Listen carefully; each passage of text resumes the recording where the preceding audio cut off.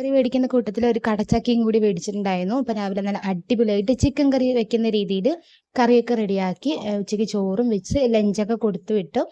കുട്ടി ലഞ്ച് കഴിച്ചെങ്കിലും അതിൽ നിന്നുള്ള ആ ചക്ക പീസ് മാത്രം തനിച്ച് മാറ്റി വന്നിട്ടുണ്ട്. അപ്പം എന്തായാലും രാത്രിക്ക് ഈ കറി തന്നെ ഉള്ളതുകൊണ്ട് കുട്ടികൾക്ക് ഇങ്ങനെ കൊടുത്താൽ എന്തായാലും കഴിക്കില്ല.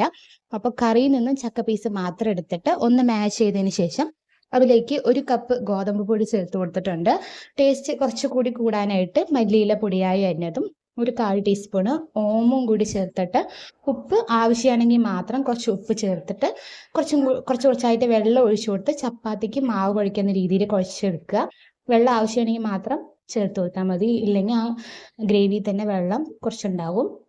അപ്പം നല്ല സോഫ്റ്റ് ആയിട്ട് മാവ് കുഴച്ച് സൈഡിലേക്ക് മാറ്റി വെച്ചതിന് ശേഷം അതിൽ ചപ്പാത്തിക്ക് തൊട്ട് കഴിക്കാനായിട്ട് ചമ്മന്തി റെഡിയാക്കി എടുത്തു. ചെറുള്ളിയും മാങ്ങയും വെളുത്തുള്ളിയും അരിമുളക് 2 ചേർത്തിട്ടുള്ളൂ. എരിവ് കുട്ടികൾക്ക് കുറച്ച് കുറവായിട്ടാണ് ഉണ്ടാക്കിയെടുത്തിട്ടുള്ളത്. പുതിനയും മല്ലിയിലയും ഉപ്പും വെളിച്ചെണ്ണയും ചേർത്തിട്ട് ഒന്ന് അരച്ചെടുക്കുകയാണെങ്കിൽ ചമ്മന്തി റെഡിയാണ്. അപ്പോൾ അത് സൈഡിലേക്ക് മാറ്റി വെച്ചതിന് ശേഷം മാവ് നല്ല സോഫ്റ്റായി വന്നിട്ടുണ്ട്. അതിൽ നിന്ന് ഒരു ഉരുളി എടുത്ത് നമ്മുടെ സാധാ ചപ്പാത്തി പരത്തുന്ന രീതിയിൽ പരത്തിയെടുത്തതിന് ശേഷം ചപ്പാത്തി ചുട്ടെടുത്തിട്ടുണ്ട്.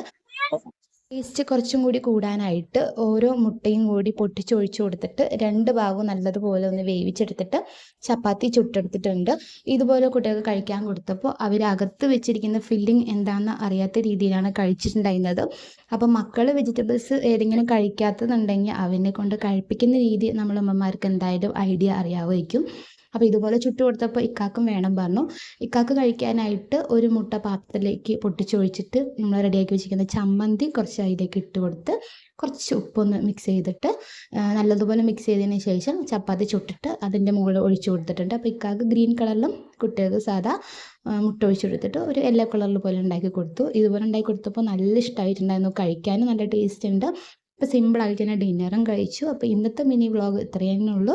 നാളെ മറ്റൊരു മിനി വ്ളോഗുമായി കാണാം. അതുവരെ എല്ലാവർക്കും ബൈ ബൈ. ഏതെങ്കിലും പച്ചക്കറി കഴിക്കാത്തവരുണ്ടെങ്കിൽ ഇതുപോലെയൊക്കെ ട്രൈ ചെയ്ത് നോക്കുക. അപ്പോൾ എന്തായാലും നാളെ കാണാം.